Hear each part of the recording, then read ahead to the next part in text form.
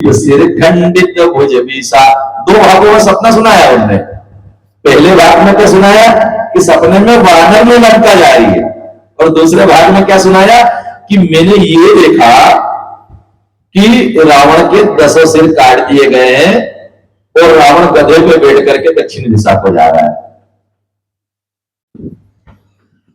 खंडित सिर मुंडित सिर खंडित भुज बीसा, यही विधि सो दक्षिण दिशि जाई, और लंका मनोहु विभीषण पाई। नगर फिरी रघुवीर दुहाई। राम जी की दुहाई हो रही है, लोग जय जयकार कर रहे हैं। इस प्रकार से जब बताया, और उसके बाद में प्रभु ने सीता मैया को यहां से मुक्त करा लिया। ये सपना मैंने देख लिया है। सीता जी का मन तो बड़ा व्याकुल था, लेकिन कोई दुख में भी हमारे अनुकूल बात करे तो कुछ समय के लिए ढांढस आ जाता है।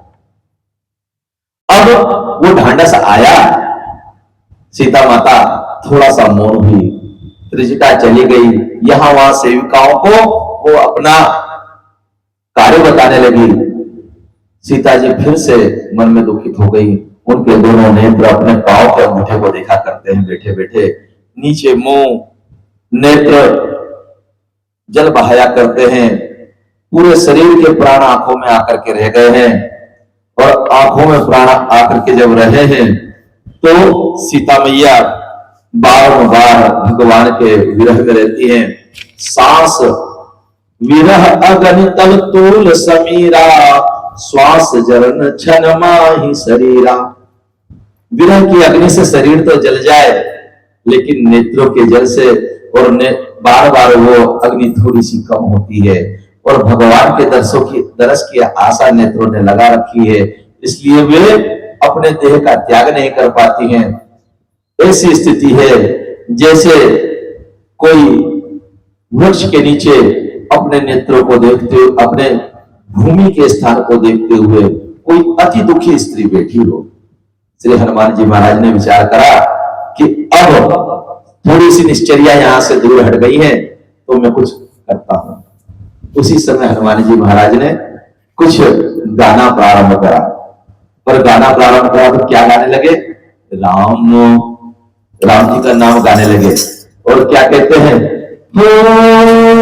मंगल भवन अमंगल हारी,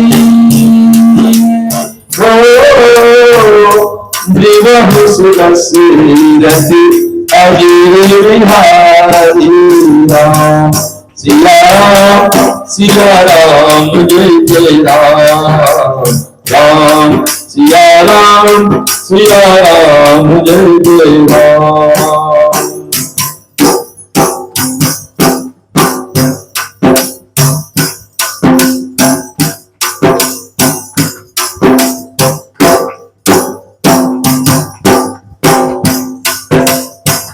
दशरथ कौशल्या कर जननी,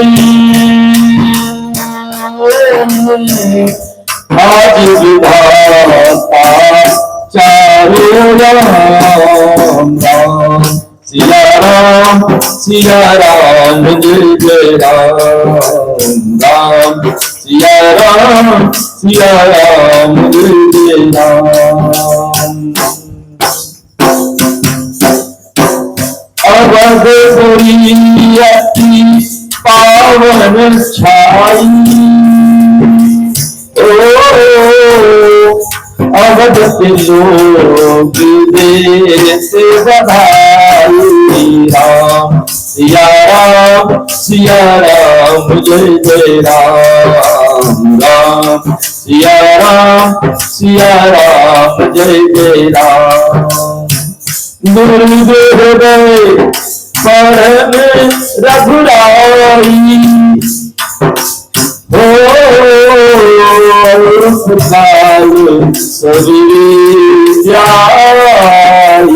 राम सिया राम जय जय राम, राम सिया राम जय जय राम। सीता मैया सुन रही है कि यहाँ लंका में कोई राम गुणगान करने लगा, यहाँ देखती है वहां देखती है, आवाज इस प्रकार से आती है कि कोई समझ नहीं पाती, लेकिन कोई राम का नाम ले रहा है। तो मनी मन अगर कोई राम का नाम या कोई हमारे प्रियजनों का नाम ले तो थोड़ा सा हमारी कान खींचा जाता है कि किसने नाम लिया। और सीता मैया थोड़े ध्यान से सुनने लगती है। फिर क्या कहते हैं,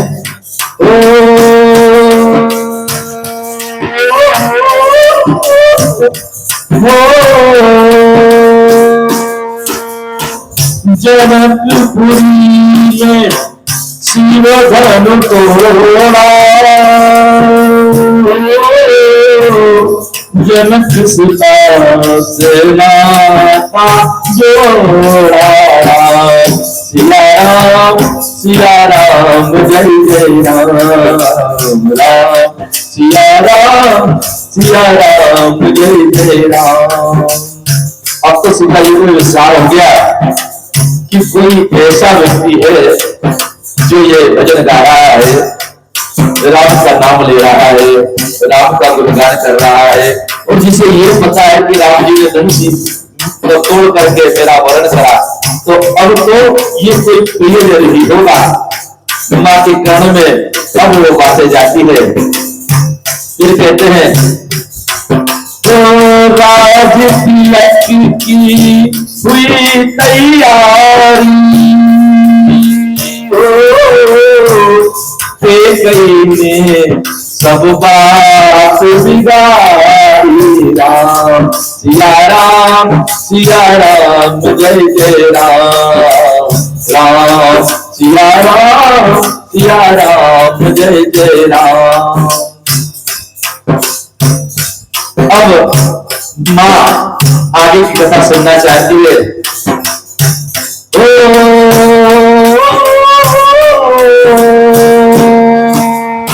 गुलाम लखन बनाए, नित नव मंगल मोद बनाए। राम सिया राम जय जय राम, राम सिया राम जय जय राम। अब सीता मैया विचार करने लगी कि वनवास तक की बात बता दी, जरा ये कोई जानने वाला है। अब हनुमान जी महाराज आगे की बात बताते हैं। सुग्रीव से मीत हुई भाई, वानर तो जस सीता राम सिया राम जय जय राम, राम सिया राम जय जय राम।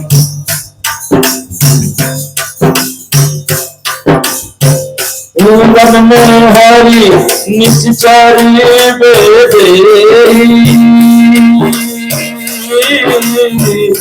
लंकापुरी में तो जग तेरी। राम सिया राम जय जय राम, राम सिया राम जय जय राम, राम सिया राम जय जय राम, राम सिया राम जय जय राम, राम सिया राम जय जय राम, राम सिया राम जय जय राम।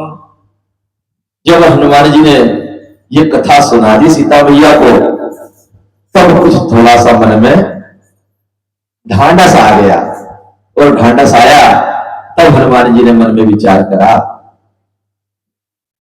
कपि मन हृदय विचार, दीन मुद्रिका तब जनु अशोक अंगार, दीन हर्षित कर गयो।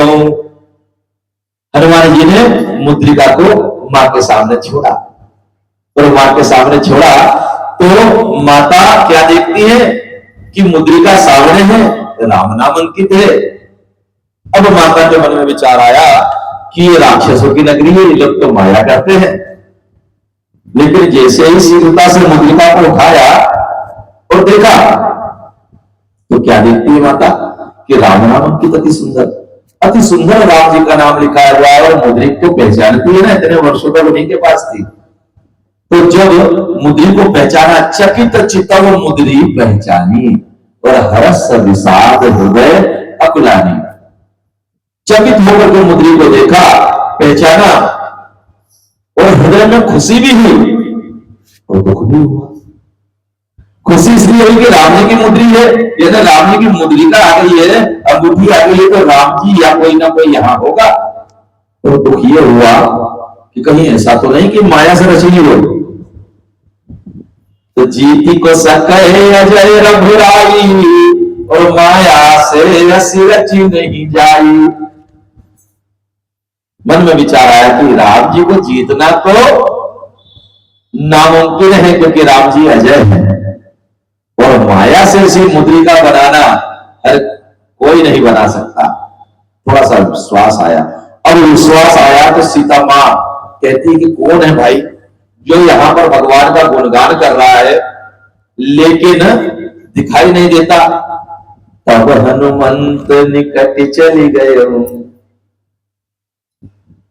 हनुमान जी पास में आए। अब पास में आए तो सीता जी, रावण आया तो क्या करती है, दोनों धरी ओट कहते हुए है ना।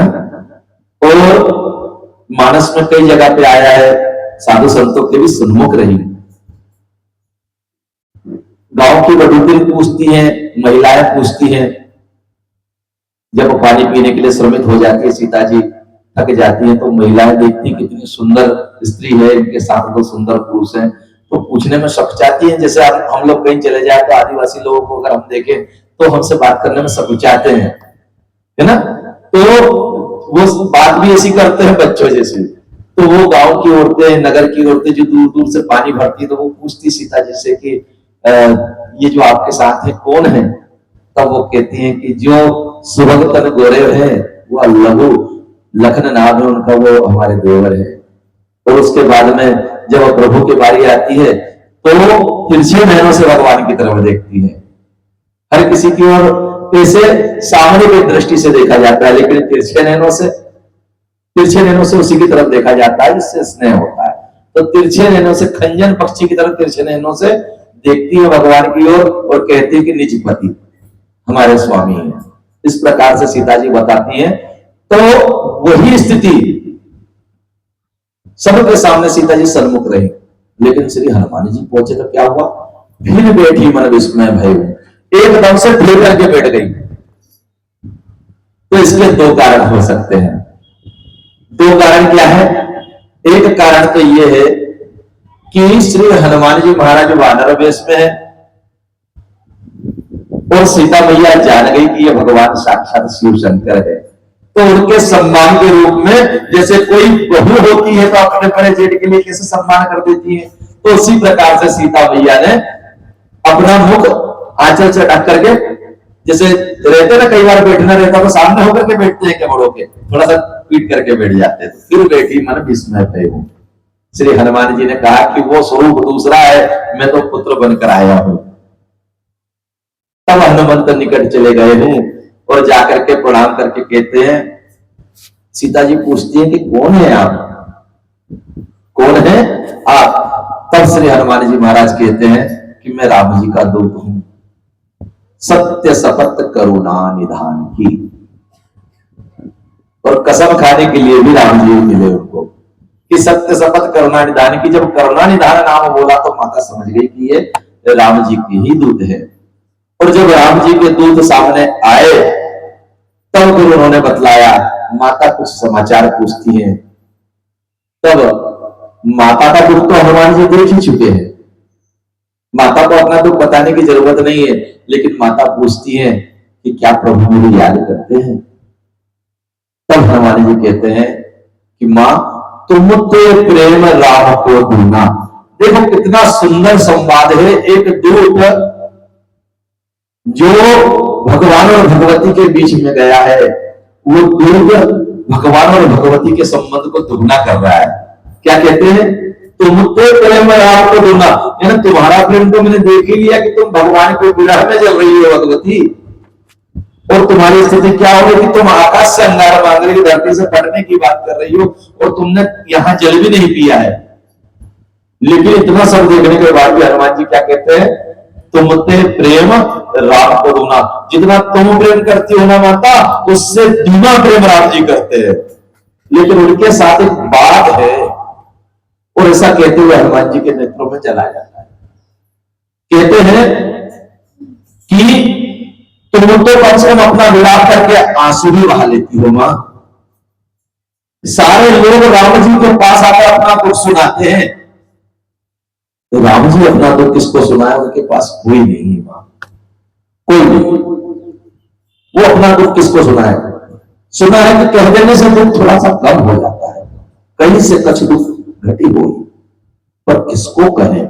काय कहे ये जानना कोई, किसको कहा जाए ये जानते नहीं। और राम जी अगर अपना दुख सुनाने लगेंगे तो फिर संसार का दुख कौन सुनेगा?